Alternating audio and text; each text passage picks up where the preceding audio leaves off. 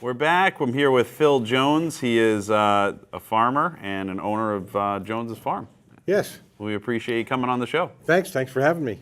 So tell us about, and this is probably a big time for you. You know, spring comes around and... Well, it's getting pretty busy, and we've taken on, I've taken on a part-time job with Bill Evans, Okay. who has the pink greenhouse down the street, so everybody thinks it's not a marijuana greenhouse. We're not growing marijuana down there. It's a very sophisticated, high-production lettuce, kale, basil, arugula greenhouse that we're growing. And I'm working with Bill trying to help him with some of the nutritional issues that we have. And it's really exciting because it's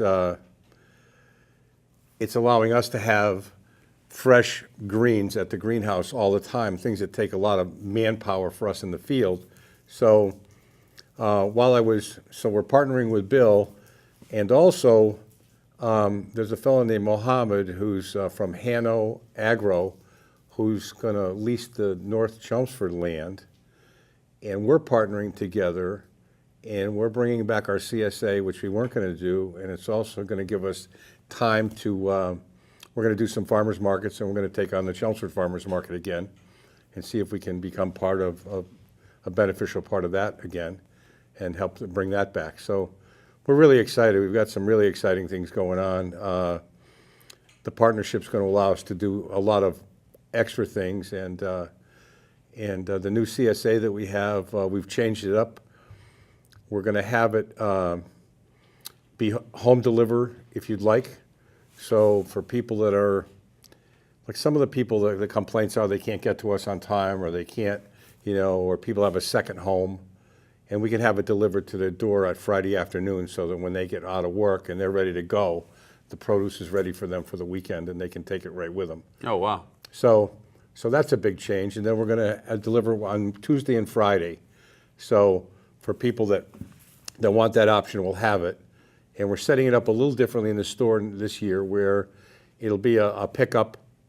We'll have boxes of the CSA will be in a box, and we'll just have them in the cooler ready for people to go and take them, come in and grab them and go. So it's a different change, but I think with people being so stressed for time and other things going on in their lives, if we can take a little bit of that pressure off, and I think it's going that direction, I think it changes for us into, brings us into just a new convenience that we can add to the farm. Yeah. And kind of like Shaw's Farm, where they deliver all the milk and everything. Right. Well, Shaw's, yeah, it delivers. Yeah. So, So we're really excited about that. And what is it? What does the CSA stand for? Community supported agriculture. Okay. Where people would buy, they would pay us like $450, and we would supply them with 17 weeks of produce. Okay. 16 to 18 weeks, depending on weather, depending on how the weather goes in October. How do people sign up for that program? Well, right now our website is being redesigned, so we're gonna, if they want to go to Jones Farm Chelmsford at Comcast.net, they can get information, or they can pick up an application at the farm. Okay. And then they just fill it out, and then It's really simple to fill out. It's nothing to it, and we actually just put it out a couple days ago, and we've had the responses have been pretty good already. Oh, good. Yeah, so it's Do you guys choose the produce that goes into it, or? Well, we'll grow about 20 different vegetables for the season. A lot of the vegetables will be your typical tomato, heirloom tomato, summer squash, zucchini, cucumbers, peppers, red peppers, eggplant, that kind of stuff. And then Bill, we'll have the kale and the arugula and basil and lettuces from Bill's greenhouse, and from the greenhouse, fresh roots, and that's really exciting because that's taken off now. Hannaford seems to be willing to take it on for us, and Donlands is selling it, and so it's getting really exciting. We've got it in Chippenham Farm in Bedford, and Concord Market in Bedford, and in Concord, I mean, and then we've got a bunch of restaurants. We've got the establishment is using it, and Fuse in Westford is using the product. That's awesome. Yeah, so it's really, really, really great, and so that's really exciting with with what's happening with produce in the town. You know, Is it time consuming to harvest the lettuce and all that stuff? the lettuce not so much. It's not Or like actually arugula and all that stuff? Well, we really track everything really heavily. Like we track the seed to the lot number to the date to how long it takes, and then we track it just in case there's any issue. We can go back to where it came from or what might have been caused, where it was. So every box that goes out, that's the time-consuming part, is that we have a label with the lot number so that it can be tracked, I see. just in case there's any problem with anything. Oh, like a recall or something like that. Well, yeah, or somebody got sick. Yeah. You know, in case there was something, you have ability to track that. So Bill's really adamant about making sure that that's really right all the time. So it's really great. And so for the retail ones, it takes a bit of time. The really nice thing about the lettuces that we grow is that we keep a little bit of the root on it, like the basil. You can actually put it in a cup on your counter, and it'll keep growing for about 2 weeks. Really? You can just pick the basil off and then keep it in. Yeah. Wow. Yeah, so it's the same with the lettuce. We keep a little bit of root on it. We put just a little bit of water, teaspoon of water in it a day, or tablespoon maybe, depending on if it's in sunlight. But Yeah. yeah. Yeah, well, I just don't know how lettuce works. I mean, is it something that you cut and then it regrows, or is it something that they No, this is replant? we plant it in cubes. So Yeah. it goes in it's 2 weeks in the nursery where the germination. Yeah. And then it goes 2 weeks into the nursery, which is to grow on to final stage. So for us, it's a 6-week cycle. Okay. So we're going 2 weeks germination, 2 weeks nursery to like a bigger plug, and then that goes to final growing. I see. So it gets spaced in the greenhouse at different spacing. Now, you said that you guys are going to do another one up in North Chelmsford. Is it going to be No, similar well, to that? or- Hanno Agro was looking for land. Okay. So he had gone through this Tufts new entry program that Tufts offers Okay. for farmers to get started. So he was looking for some land, and we were really thinking of downsizing, but we spent a lot of time and effort bringing the Elm Street land back. Yeah. And that land is beautiful right now. We brought it back from where it had been really so this depleted. isn't like this isn't over by Wotan Street, right? This is No, this is in Elm Street up Fisk over by the Hart Pond. Oh yeah. Oh, Okay, so that land over there, that was really worn out. It had about 2% organic matter in the soils because it had been farmed corn and pumpkins, and really the land hadn't been worked anything back into it.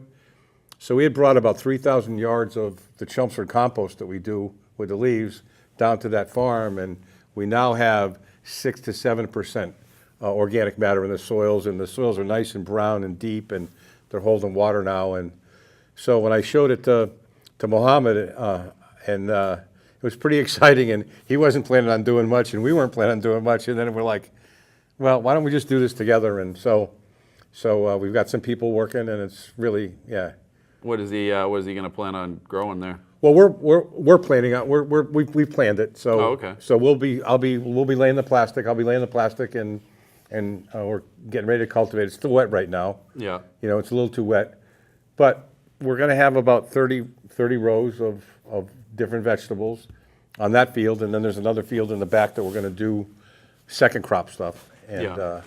but we'll be doing anything from melons. We've got melons, cucumbers, pickling cukes, all the eggplants, peppers, 5 hot peppers, red peppers, green, about 8 heirloom tomatoes, and a bunch of different cherries and cherry tomatoes, and then lots of greens.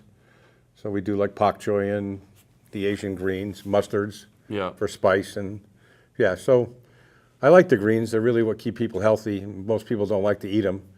So I kind of like to stuff it on it, and my wife is really good at trying to get a recipe for people on how they can use some of these things that they haven't seen before. Yeah. You know, and how you can cook with them and make use of what you got in your package that week. Yeah. You know, so that's pretty neat. You know, so I actually met a buyer came through. He came from a foreign country, but he said, I love coming here because I just take all your root vegetables and I just try it different ways. I'll boil it. I'll do this. Yeah. I'll do that. And just see what works. Sure. And it's kind of interesting because it's some things that they haven't seen before. Oh, Right? sure. So what do you do when you go to attack a vegetable that you've never worked with? So that's, yeah. it's good My advice. for my people. wife is pretty much garlic, saute it, Yeah. salt, pepper, and you know, that's always the standby. That's always the kickback thing. But Yeah. Is farming? I mean, they talk about it in articles that it's in some respects dying in the United States. Is it hard to stay? I would say that's not true. Okay. We have the people that we work with we work with John Kemp's group down at Advancing Eco Agriculture, and John works with about 1,000 farms across the world, and they're actually bringing the nutrient level. We are one of the farms out of 300 farms in the country this year. We have the tool where you can actually touch a vegetable. It's going to give you a full readout of nutrition. Wow. So we're in the first stages of this process. We have a lab set up in Michigan, and we will be testing our leaves in the field, and we're sending data points back to say, okay, this is what this vegetable needs. The ultimate goal is in 3 or 4 years that device will be on a cell phone, and you're going to be able to go to the grocery store, touch the vegetable, and look at your phone and get a readout of nutrition. Wow. And that's the ultimate goal. So we're working with the Bionutrient Food Association, who I've been a mentor with for a long time, and I've spoke on water at their national conventions, and so with John Kemp's group, with the Bionutrient Dense group, we're really trying to. They know how to heal the land. They know how to put the carbon back in the soils. We know how to fix things that are being polluted by the Roundups in the soil. So they're so far ahead of everybody that I know that's working in the farming industry right now. They're looking at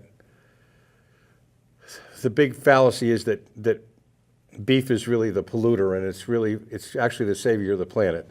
Right. The buffalo created the largest carbon sink the world has ever known. Okay. 2 million head of buffalo across the world, okay? 20 feet of loom. We've run out of time, Okay. but we will have you on again. Yeah. I should have got into it sooner, to be honest with you. But anyway, I'm glad we could get on. Thank you. Thanks. Okay, Joe, good to see you again.